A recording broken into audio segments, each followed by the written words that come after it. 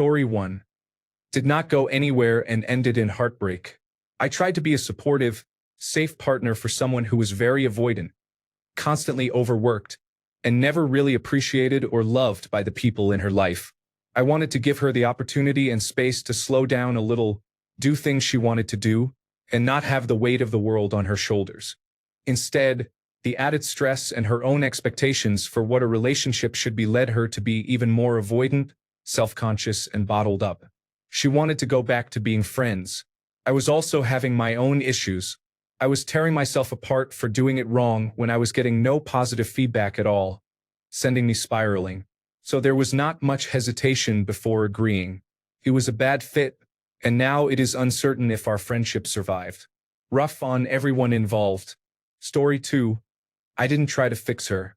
I tried to be supportive while she sought the help she needed to address her borderline personality disorder. She sabotaged it just like she always did.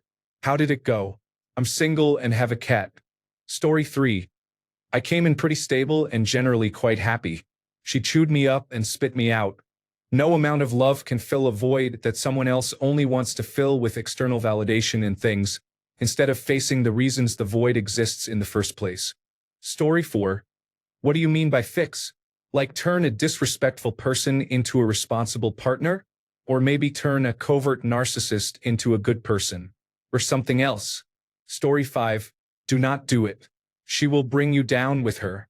Protect your sanity and let it go. If she cannot be happy, that is on her, not you. Story 6. Not good. You cannot teach an old dog new tricks. People are who they are. They might change a tiny bit but will usually revert back to themselves over time. I will say it was a great learning experience overall and really helped me find the woman for me.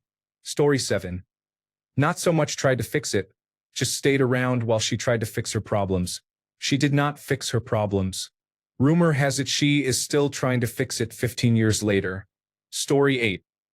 I found a girl who was beautiful, severely abused, and treated like a sex toy for years by her ex. I thought that with love and patience, she would bloom into something better.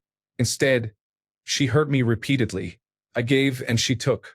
In the end, she was a lot better. She had more self-respect, set demands and standards, and decided men were to be used and discarded. So yes, you can try to help them, but they will not thank you. They will destroy you and then seek revenge on the next victim. Story 9.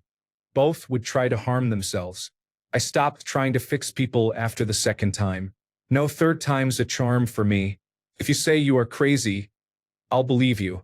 Story 10. Ironically, I got two sides of the stories. The first girl had what I believe was depression. She used to be upset or angry for no reason or very sad, and she made up the most ridiculous reasons for it. This was in the 2010s, so people weren't fond of the whole depression idea. Suffice to say, it was a terrible and stressful relationship, trying to figure out how to cheer her up in a different way every time while she constantly made up half stories about why she was feeling down.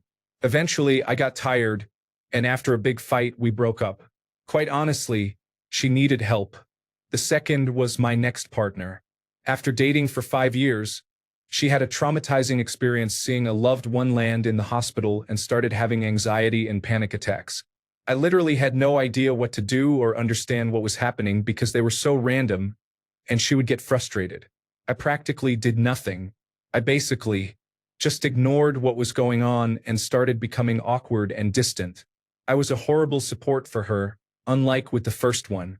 Yet this woman got her life together, overcame it, and became better entirely on her own. We kept dating throughout, but to this day, it seems the best solution is to let them fix themselves, as sad as that sounds. Story 11. There is only one person in the universe that you have the moral, legal, and physical ability to change, and that will always be you, no one else. That is how it went. Story 12. We both needed fixing. I fixed myself and more because I had to carry the weight for both of us. The breakup was still a difficult time, but now I feel like I am reaping the rewards of all the hard work. I would not be the man I am without that terrible relationship. She had a daughter previously, and we had another child together. I still raise them both as my own. She has found another man to support her now. Story 13. I helped her recover from an incurable illness. She suffered from cluster headaches, debilitating attacks that cause excruciating pain around the face and eyes, the kind that makes you understand why some call it the suicide headache.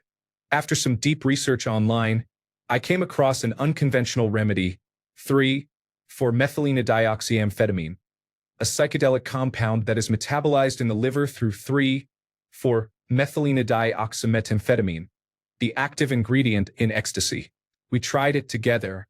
It was a beautiful, sensual trip, one of the most profound experiences of my life. We followed the protocol outlined in a study I found on the internet.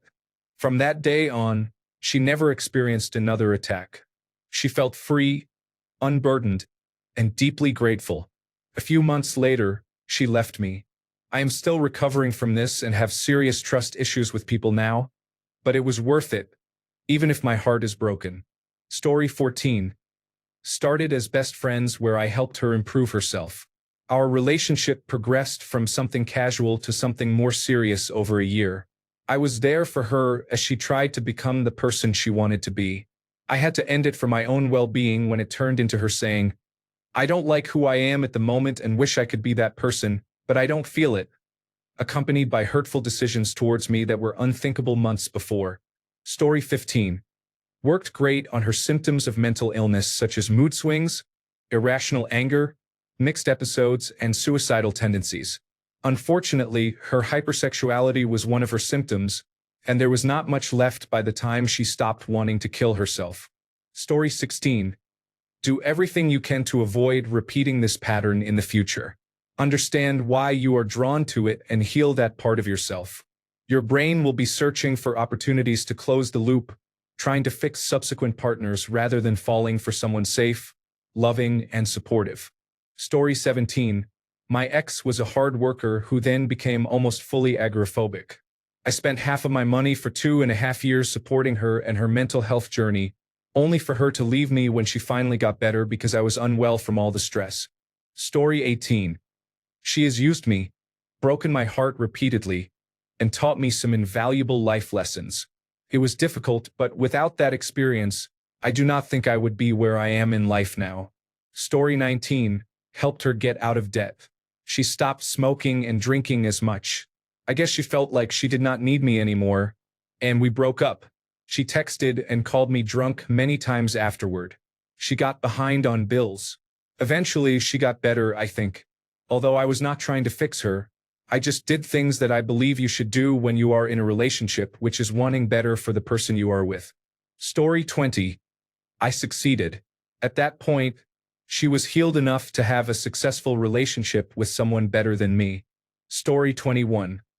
I tried to help a girl who was extremely insecure and engaged in self-harm.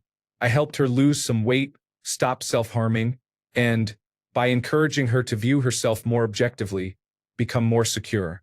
In the end, she decided to cheat on me because I didn't have enough time for her. I was struggling to stay afloat at the time due to personal issues. The man she cheated with dumped her as soon as I ended things, and she quickly found a new partner because she couldn't stay single. That man manipulated her and insulted her to the point that she regained all the weight she had lost, became insecure again, and resumed self-harming. While still with him, she reached out to me trying to be fixed again. I told her to leave the man if he was not good for her and to be single for a while. I have no idea what happened after that because I blocked her everywhere. Story 22. Sitting on my mother's patio with a duffel bag full of clothes and my work computer. I left my own house. That's how it's going. Story 23. You cannot. You can help and support them along their journey if that is something they want.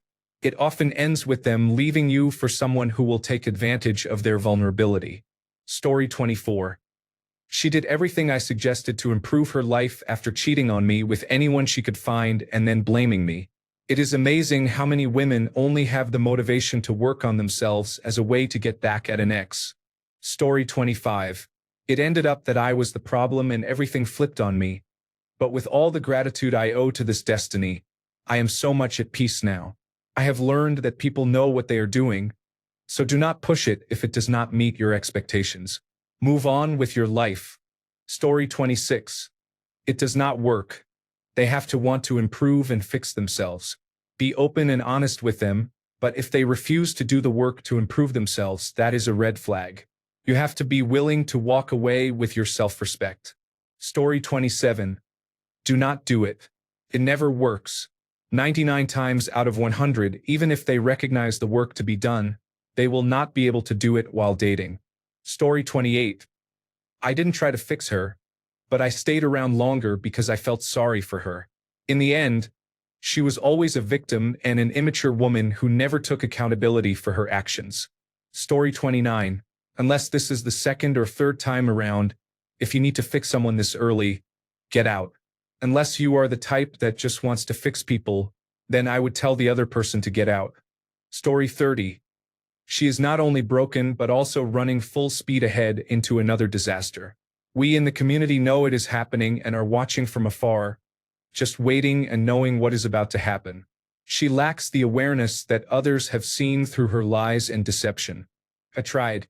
She was right when she defended all her bad behaviors with, "I can't change who I am." You cannot change narcissists and chronic liars. Story 31. I tried dating a girl who was in Alcoholics Anonymous. I had no judgments and was very supportive. I wanted to see her succeed. After a few weeks, I realized she was not serious about it. She would go to Alcoholics Anonymous all the time, but then she would call me at 3 a.m. drunk and high. Or we would meet up for a date, and she would be snorting Xanax as I walked up to her house. I learned in that relationship that I am supportive and okay with dating people trying to get sober, and I am okay dating people who want to be party animals. But I am not okay with people claiming to try to get sober while being party animals. Story 32. Everyone's problems seem simple when they are not yours. Then, when you make their problems your problems, you find out why they are problems. Story 33. It affected me deeply for a while. I kept looking at her potential like a cool classic car you find. It was impressive, but underneath it was a mix of mismatched parts that did not work well together. After that experience, I did not date for 3 years, then ended up moving to start anew. Story 34. I didn't.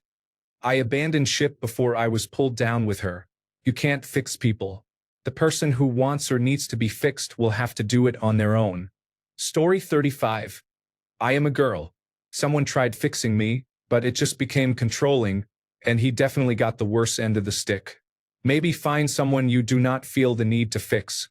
Story 36. Following the terrifying end to our marriage, I needed 6 months of counseling, but 5 years on, I am still struggling. Story 37. I think I've had different outcomes. Usually you fail and eventually you need to do some fixing on yourself too. There are also cases where they somehow end up going back to who hurt them. Then there are those who were actually able to overcome their demons despite the very messy progress, but that also meant they finally stopped liking me. I have 2 girls in mind, coincidentally both Leos, both having their birthdays very soon. Both are still in my life, but only one of them am I actually still able to talk to. We're on very friendly terms, have already talked, and came to terms about the past. The other one, we're still connected on social media, but she hasn't talked to me in years. Regardless, I don't regret what happened, seeing how they are now. It's weird, but I feel a sense of pride every time I see them. Story 38. It is possible to fix them. Most of the time you cannot. But if it is possible, it will take a long time. Took me 6 years. I actually adopted more of her bad habits too. Once she is what you wanted her to be, she will leave for another man who is not trying to fix her now that she is fixed. Story 39. I helped her immensely, and once she was fixed, she promptly ended our relationship to date someone more suitable. I fell for it not once, but twice. Story 40. She was not broken.